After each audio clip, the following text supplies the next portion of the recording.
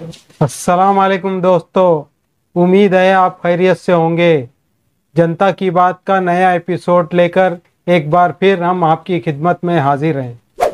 आज फ़लस्तीन और बैतुल मुक़द्दस का मामला पूरी दुनिया की तवज्जो का मरकज़ बन गया है, जहां पर पूरी दुनिया में मुसलमान फ़लस्तीन और बैतुल मुक़द्दस के लिए आवाज़ उठा रहे हैं, प्रोटेस्ट कर रहे हैं। हमारे मुल्क में फासिस्ट ताकतें या उनके अंधभक्त इसराइल का सपोर्ट करते हुए हमको नज़र आते हैं। इस वीडियो में हम आपके सामने इसराइल और फ़लस्तीन की कॉन्फ्लिक्ट का सारा मामला पेश करने की कोशिश करेंगे। इसराइल और फ़लस्तीन के तनाज़े को समझने के लिए हमको पहले बनी इसराइल कौम की कैरेक्टरिस्टिक को समझने बहुत ज़रूरी है। कुरान के अंदर अल्लाह तबारक व तआला ने सबसे ज़्यादा जिस कौम का जिक्र किया है वो बनी इसराइल है। बनी इसराइल के ताल्लुक से कुरान में बताया गया कि उन्होंने हज़ारहा अंबिया को कत्ल किया, यानी कि उनकी सोच या उनका जो तरीका है, या जब तक उनके ऊपर हालात सही नहीं रहते उस वक्त तक वो अपने आप को एक मजलूम कौम की हैसियत से पेश करते हैं, और जहां पर हालात सही होने लगते हैं, जहां पर वो अपनी तरक्की करना शुरू कर देते हैं, वहीं पर उनके अंदर फिर से बगावत का मादा शुरू हो जाता है। और यही वजह है, जब जब कौम तरक्की करती गई, अंबियाई तालीमात से दूर होते गए, तो अल्लाह तबारक ताला ने उनको सही रास्ता दिखाने के लिए नबियों को भेजा। नबियों और कौम के बीच में कॉन्फ्लिक्ट शुरू हुआ और कौम ने जो नबियों को कत्ल कर दिया। यही चीज अगर आपके जहन में रहेगी तो आप फ़लस्तीन का या इसराइल का मसला आसानी से आप समझ सकते हैं।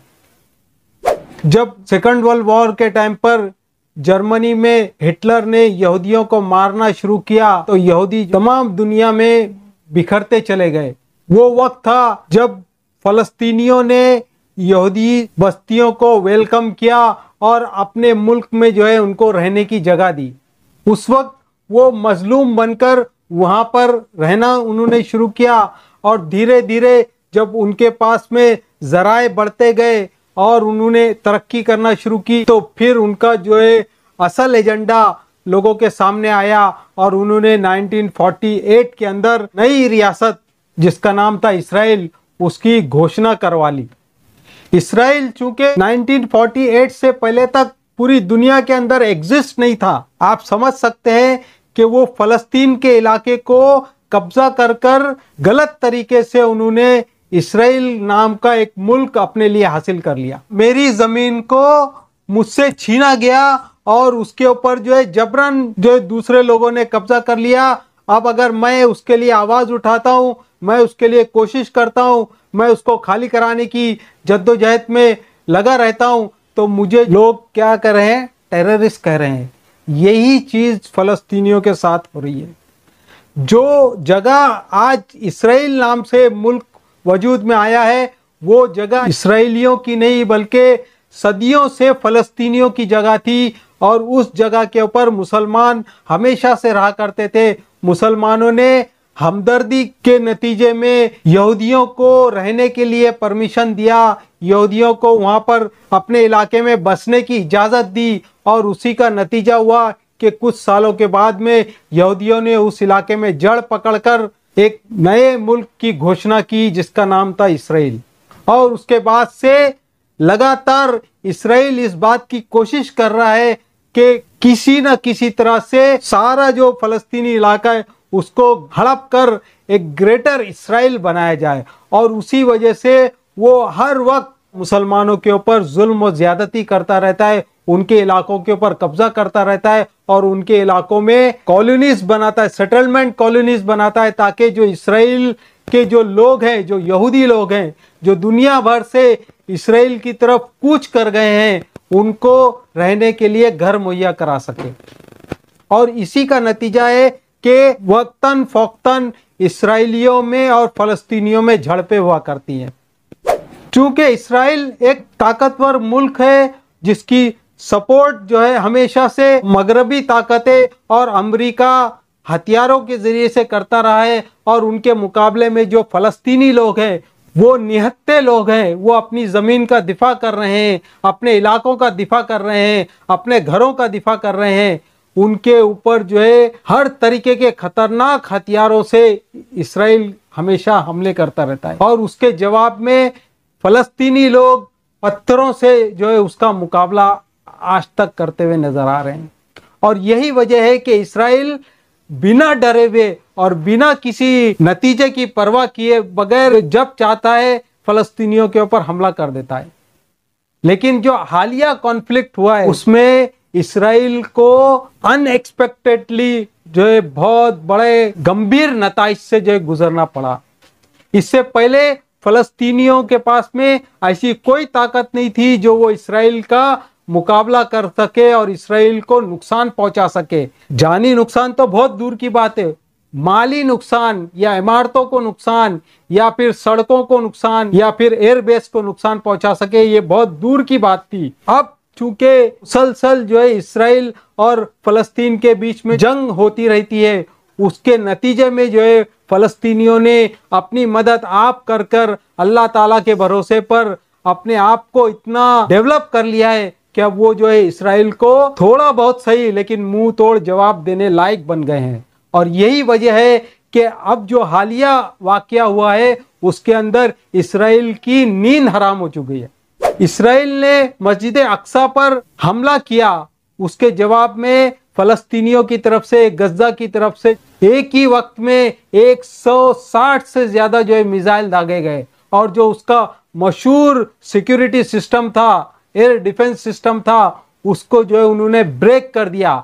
और ब्रेक करने के बाद में कुछ फलस्तीनियों के मिसाइल वो इसराइल के शहरों में गिरे हैं और उन्होंने इमारतों को नुकसान पहुंचाया, एयरबेस को नुकसान पहुंचाया, और उसकी वजह से इसराइलियों की भी जानें गई हैं। और यही जो है सबसे बड़ा अनएक्सपेक्टेड नतीजा था। इसराइल ने कभी इस बात को नहीं सोचा था, वो इसराइल को भुगतना पड़ा है। और आज जो इसराइलियों की नींदें हराम है, जिस तरह से इसराइल ने पिछले 70 सालों में फलस्तीनियों की नींदें हराम करके रखी थी, उसी तरह से आज उन लोगों को यानी इसराइलियों को भी डर और खौफ का माहौल सताया जा रहा है। आज उनकी जान के लाले पड़े हुए हैं।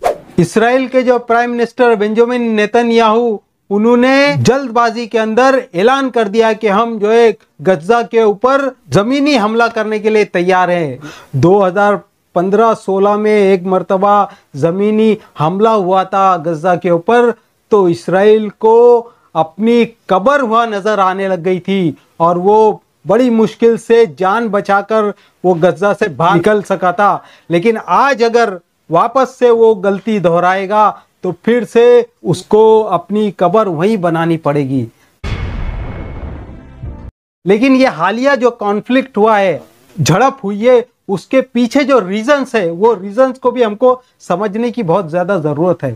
वो रीजंस ये है कि बेंजामिन नेतन्याहू पिछले कई सालों से तो इसराइल के प्रधानमंत्री हैं। 2016 से उनके ऊपर करप्शन के चार्जेस लग रहे हैं, उनकी वाइफ के ऊपर करप्शन के चार्जेस लगे हुए, उनके बेटे के ऊपर जो है करप्शन के और मर्डर के चार्जेस लगे हुए और फ्रॉड के चार्जेस चल रहे हैं। पिछले 2 साल में 4 मरतबा आम चुनाव हो चुके हैं, जिसके अंदर बेंजामिन नेतन्याहू को कम तादाद में वोट मिले हैं। पिछले 2 साल से हुकूमत नहीं है और वो कोई भी की डिसीजन नहीं ले सकते हैं, और उनके ऊपर करप्शन के, फ्रॉड के चार्जेस चल रहे हैं। बाकायदा पुलिस की तरफ से एक्शन लेने के लिए रिपोर्ट तक दाखिल हो चुकी है। ये सब चीज़ों से ध्यान हटाने के लिए। और तीसरा पॉइंट ये था कि जो इसराइल के अंदर जो कट्टरपंथी लोग हैं, उनका जो प्रेशर बढ़ता चला जा रहा है गवर्नमेंट के ऊपर, हमारे लिए काम करो या फिर हुकूमत छोड़ दो। इसीलिए जो है पिछले 2 साल में जो 4 मरतबा आम चुनाव हुए, लेकिन किसी भी पार्टी को, चाहे वो नेतन्याहू की पार्टी हो चाहे उनके विरोधियों की पार्टी हो, किसी को भी स्पष्ट बहुमत नहीं मिला। इसकी वजह से वहां पर हुकूमत साजी के मामला जो है पिछले 2 साल से अटका पड़ा हुआ है। इसी वजह से नेतन्याहू के ऊपर बहुत ज़्यादा प्रेशर है कि वो कुछ करके दिखाए, अपने विरोधियों का मुंह बंद करने के लिए वो कुछ करके दिखाएं।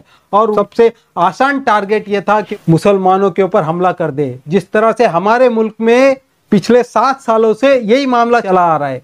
जब हुकूमत अपने किसी मंसूबे में नाकाम हो जाती है, विरोधियों की सवालों से बचना चाहती है, तो हमारी हुकूमत क्या करती है, हिंदू मुस्लिम फसाद करके या फिर कोई ऐसा मामला करके जिससे हिंदू मुस्लिम दोनों के जज्बात भड़के और फिर जो है एक हंगामा खड़ा हो जाए और असल मुद्दे से लोगों का ध्यान भटक जाए। बिल्कुल यही पॉलिसी इसराइल भी अपनाए हुए है। आज जो इंडिया में जो पॉलिसी हमारी चल रही है वो इसराइल की पॉलिसी है।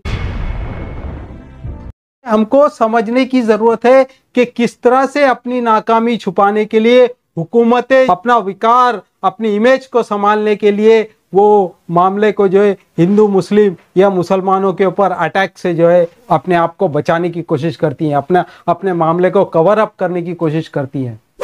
जो सादा सा मामला जो दिखता है सियासत में, वो सादा नहीं होता है, बल्कि उसके पीछे बहुत बड़ी साजिश होती है।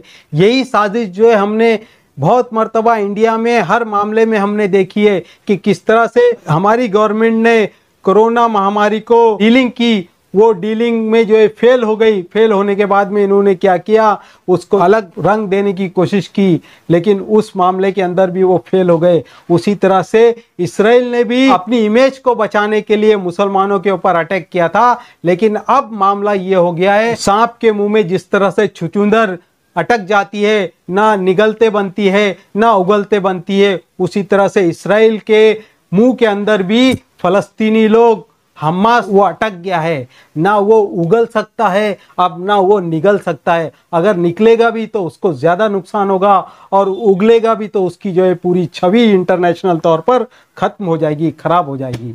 यही मामला है, यही कॉन्फ्लिक्ट है जिसको हमको समझने की जरूरत है। देश में आजाद पत्रकारिता वेंटिलेटर पर है। जनता की बात प्रोग्राम आप तक पहुंचाकर हमने अपनी जिम्मेदारी पूरी की। अब आपकी जिम्मेदारी है कि इस प्रोग्राम को ज्यादा से ज्यादा लोगों में शेयर करें ताकि जनता की बात जनता तक पहुंच सके। और दूसरी एक चीज थी जो इंसानियत के नाते वो ये थी कि अगर मेरे घर से मुझे कोई निकालेगा तो फिर इंसानियत पसंद लोग जो है मेरा सपोर्ट करेंगे, जालिमों का सपोर्ट नहीं करेंगे। फलस्तीनी कॉज के लिए गैर मुस्लिम भी सपोर्ट कर रहे हैं सिवाय फासिस्ट लोगों के, क्योंकि फासिस्ट लोगों की जहनियत को इतना ज़्यादा खराब कर दिया गया है कि उनको हर मामले में सिर्फ और सिर्फ मुसलमान दोषी नजर आता है। मुसलमानों को ही बदनाम करने की कोशिश की जाती है। अगर वो मामले में कोई भी रंग हो, वहाँ पर जो है फासिस्ट ताकतें या फिर संघ परिवार के लोग या फिर इसराइल के लोग उसको मुस्लिम एंगल की तरफ लपेट देते हैं, ताकि जो है हर तरीके के प्रॉब्लम से बचकर वो बड़ी आसानी से लोगों के साथ में फिर से डीलिंग कर सके। और यही हमारे साथ भी हो रहा है और यही इसराइल में भी हो रहा है।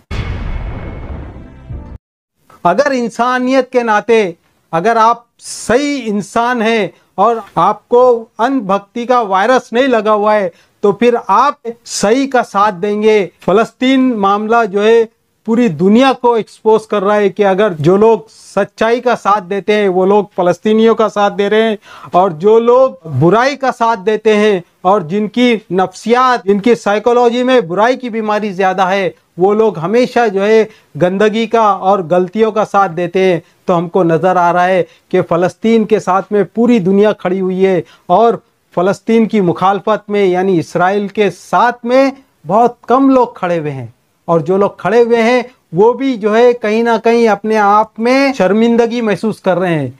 कल जो यूएनओ की बैठक हुई थी, यूएन सिक्योरिटी काउंसिल की बैठक हुई थी, उस सिक्योरिटी काउंसिल के अंदर इंडियन गवर्नमेंट ने भी फलस्तीनियों का साथ दिया। ये हमको सोचने की जरूरत है कि हम किसके साथ खड़े हुए हैं।